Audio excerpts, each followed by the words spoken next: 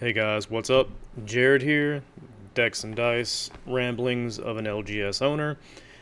I'm going to grace you with my presence once again this week because, like I said, I'm going to try and poop out weekly videos. At the very least, I really need to get better at doing this again. And if you see me fidgeting with my fingers more so this time, I just cut my fingernails and I don't know, they feel different this time. Anyways, um, so today's little topic, we will be talking kind of back and forth as my usual squirrel brain goes, with kind of like advice for newer shops or people who have just started doing their LGS or whatever and are trying to like cultivate a community, just kind of navigate your customer base in general. If you don't know the area already or the people already, because I know some of you're familiar with everyone in the community, so you know the duds from the good people and blah blah blah. So like this doesn't really pertain to you, um, but you might find something useful out of it too. But who knows? Anyways, here we go, and this is probably going to be some controversial, hot topic BS, and I'm sure there's going to be some random mofo in the comment with, well, you shouldn't be doing this if this is this and how you think it. Shut up. Like, you haven't been doing this for a physical location. Most likely, okay, just going to say most likely, haven't been doing this for 5 years and have seen the things that I have seen. Plus, I have a crap ton of just service industry experience in general. I worked as a lowly game advisor in GameStop and worked my way up to store manager. I worked in kitchens back of the house for, Jesus, 10 years off and on, somewhere like that. I have been a subcontractor for construction, doing telecommunications. I have been regional, like, God, what's the word? Not like a regional manager, but it's like a regional rep for quite a few other companies where like I would just bounce from the upstate here in South Carolina to western North Carolina to a little bit of Georgia. I am well versed in customers, customer types. I can get a pretty good read on people after just talking to them for 2 or 3 minutes, but the way their eyes look, their body language, their tone of voice, the words they choose to use, blah, blah, blah, blah. So, like, just, I'm not completely talking out of my ass here, okay? And if you feel singled out or targeted by any of this, then you are probably a problem. Just gonna throw it out there, okay? Anyways, so let's go. The first thing that you'll probably compare yourself to other shops or whatnot in your area is like, man, there's always people in their shop. And there might always be people in their shop, but that doesn't mean they're spending money. Okay? Yes, eventually you do get to a point to where you have your regulars, like your hardcore. These are your core group of people. They don't go anywhere else unless there is a damn good reason to go to somewhere else. And like, sorry. And they're probably going to be there, 9 times out of 10. You're open 7 days a week. They're probably going to be there 4 days a week at least, if not all 7, depending on if they have nothing going on. I'm not really talking about the regulars here because they're going to support you regardless. They're going to buy stuff, from them talking to you. They're going to understand how your business works if they don't already have a good understanding of how an LGS works anyways. So I'm not going to be picking on the regulars that will come in and sometimes just hang around and like maybe they won't spend anything but like $2 in drinks or something that particular day. I'm not talking about your regulars, okay? When I say there's always people there and it looks busy and all that stuff, and it doesn't mean there are sales happening. Doesn't always mean there is an exchange of goods or any of that shit, okay? It just means that there's people there hanging out. Don't necessarily compare yourself to a stacked shop versus your shop, especially if you're new. Uh, People have their routines, they have their quirks or whatever. So you probably won't get stacked unless you've already started with a group of diehard friends that are just going to go there and play. So don't get discouraged. Asses in seats do not necessarily translate to sales. So get that in your head right out the gate, okay? Just because you can bring people in, and you'll see this too, you just got to kind of pay attention. Just because you can bring people in doesn't mean that you're going to make it, okay? There are going to be tons of people that just come in to try to use your spot as a hangout spot, to just sit there and chill for hours on end, maybe just meet someone up there to chill for hours on end, etc., etc. And that's not cool. That's not how your business is actually going to make it. So you kind of need to learn to be like, hey, you're in here all the time. You don't spend any money, but I see you with, like, I don't know, a new commander deck, new binder, blah, blah, blah, whatever it might be. You know, like, I see you with new X. You never buy anything from here. You just come in here, hang out, and that's it. That's all you do. You know, like, you need to have these respectful line in the sand moments, not just for yourself and your shop, but to prove to people that you're not just the doormat shop, you know? You need to, yeah, I'm playing with stuff because I fidget. You need to tell these guys, there's people, whatever group of persons, whatever it may be like, hey man, look, you come in here all the time, you don't spend any money with me, you always have different shit, you don't even trade anything in here with me. Like, I need you guys to get a little with the program, you know? Don't, like, automatically come off and, like, big dick swing and be like, hey man, fuck you, get out kind of thing. Just kind of be like, hey, I need you to start doing stuff. Interacting with the shop more than just sitting here taking up space, using my electricity, possibly using my Wi-Fi, you know, running my water, flushing my toilet, etc., etc. See what happens there. If it doesn't get any better, and by any better I mean like actually them buying stuff, not just, oh well, I'll spend, you know, $4 on a drink and a snack today and that's all you're gonna get out of me. That shit doesn't work either, okay? That's not how shops survive, like especially small shops like mine, okay? And lots of other places are going to end up being small shops like mine. You're not going to survive off of snacks and drinks alone, despite whatever the fucking Timmys out there will tell you in your Facebook groups and Discord groups, or, you know, well, I go there and I spend, I don't know, $10 a day on snacks and drinks. Sweet. What else do you provide, you know? So be aware of those kind of people, and you need to kind of root them out within that first year or two, and that's being pretty generous, of you being open.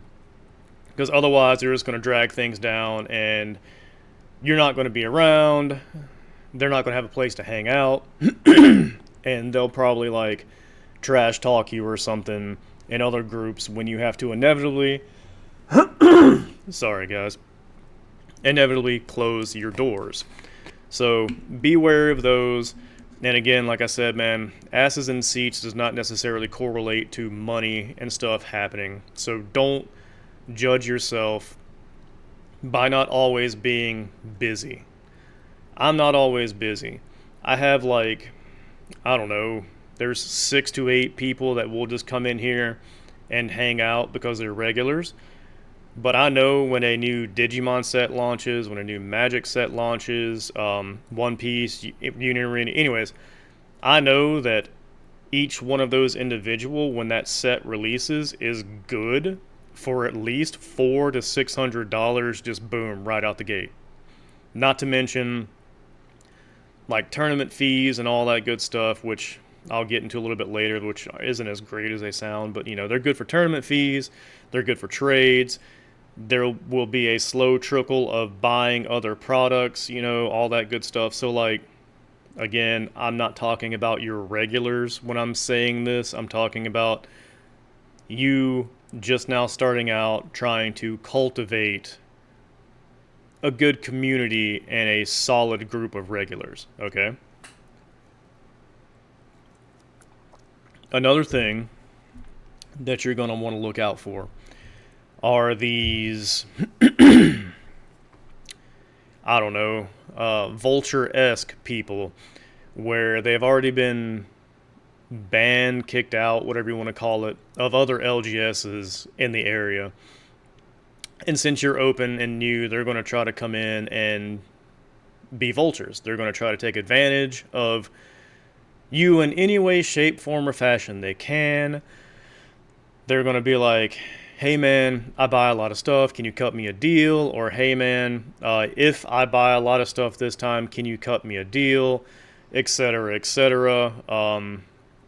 You need to be very watchful for these because they've been banned and kicked out of places for reasons, so like it's okay to kind of, if you don't have anyone to tell you about them or you don't already know, it's kind of okay to entertain them for once or twice, just to see if it actually does pan out. Because sometimes it is legitimate and, like, you might shoot yourself in the foot or something, but, like, 9 times out of 10, it's just someone looking to take advantage of a new shop owner by, like, trying to impress with a wallet, and they're not really there to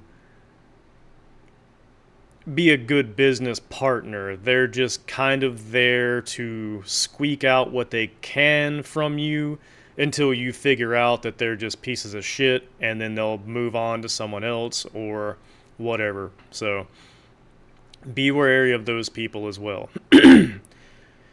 Sorry for the throat clearing. I don't know what the hell is going on, but it is a thing.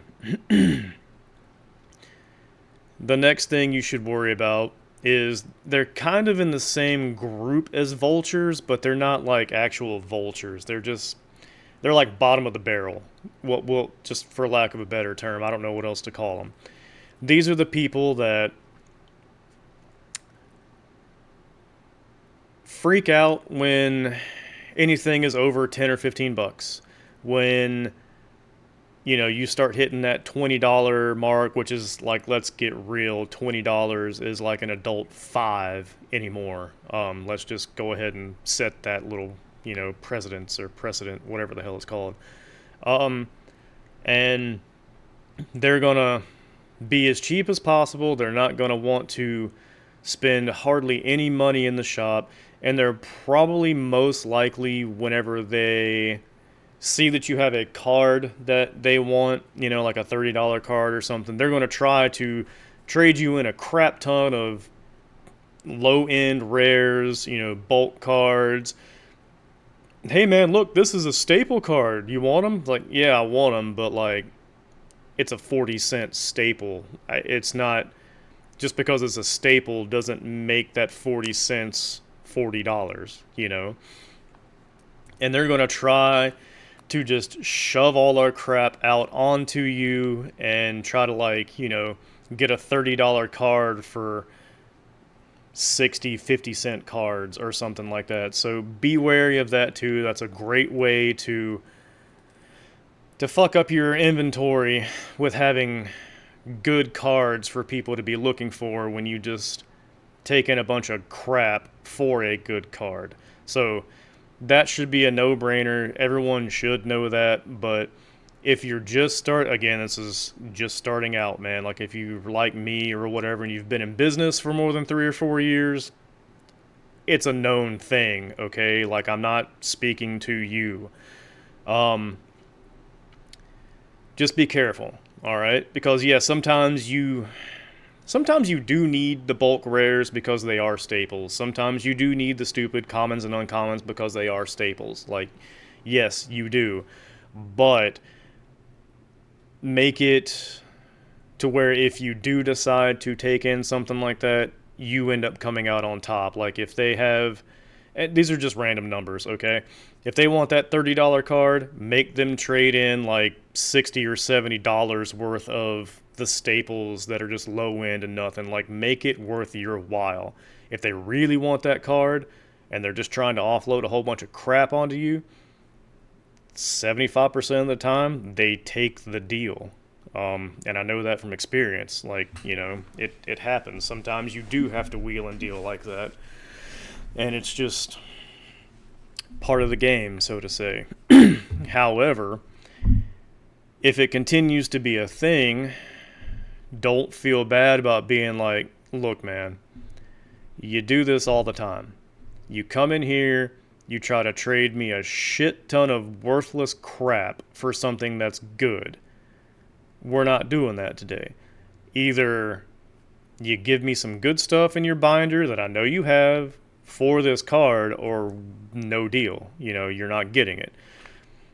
That, and you don't have to put it in those words, but you can be as nice as possible. But like, that sets a line in the sand. That makes it known that, okay, my shenanigans aren't working anymore here. They're on to me. So either they need to, you know, either they'll snap out of it and start giving you better shit, you know, stuff like that, or they'll just fuck right off and you'll never see them again. And oh no, at the end of the day, nothing of value was lost. Okay? I know you're probably thinking like, yeah, but I just lost a customer. You didn't lose a customer. You lost a fucking bottom of the barrel leech is what you lost. Customers in the LGS world, or hobby shop, whatever you want to call it yourself, customer doesn't mean the same thing here that it means in like Walmart or Home Depot or McDonald's or anything like that. Everyone there is just a general customer.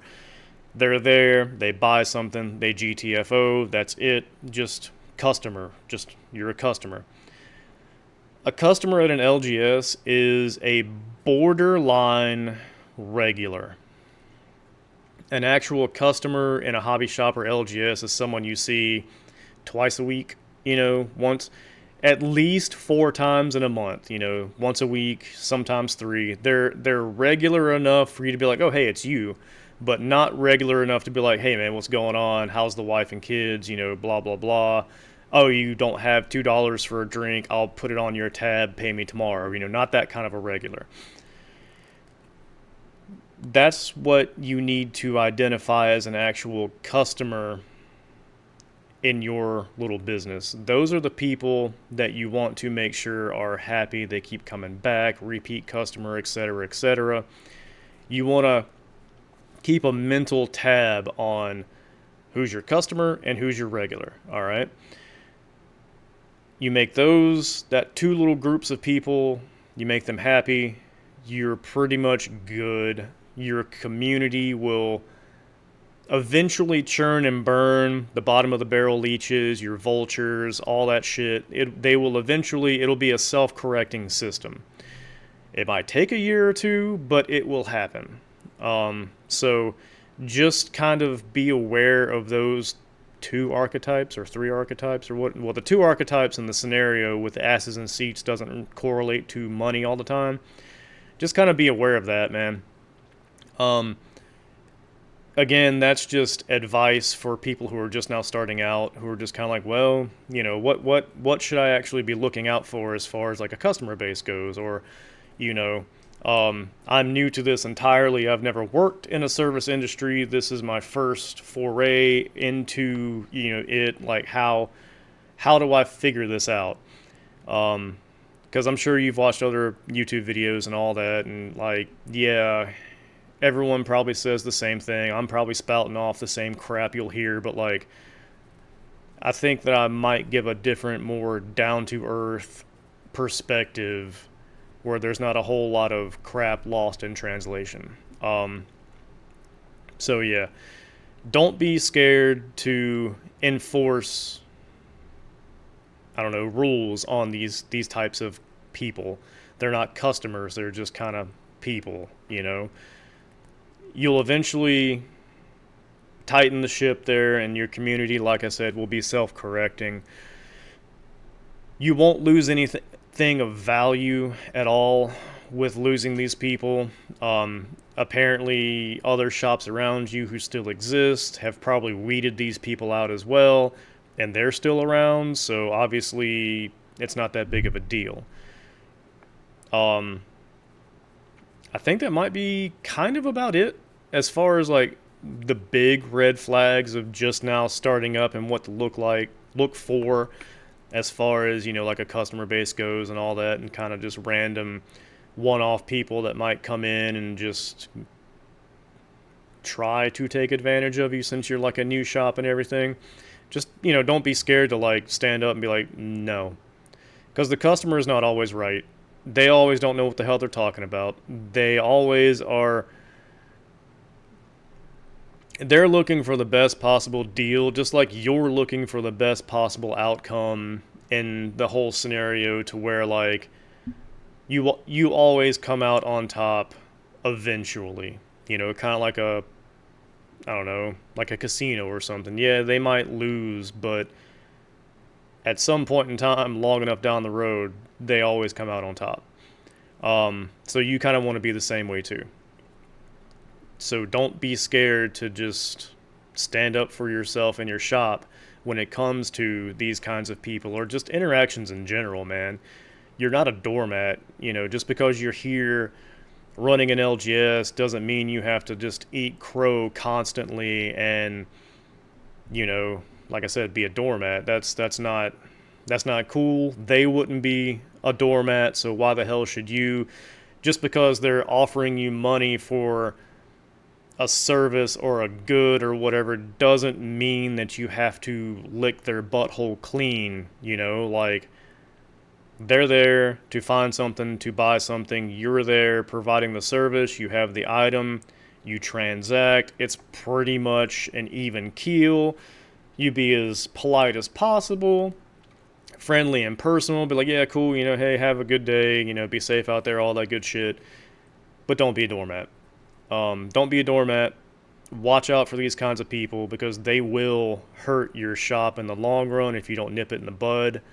And, past that, your regulars and your customers, like I said, an actual customer, someone you see like 3 or 4 times a month, those are the people that are going to carry your shop. Okay? They just will.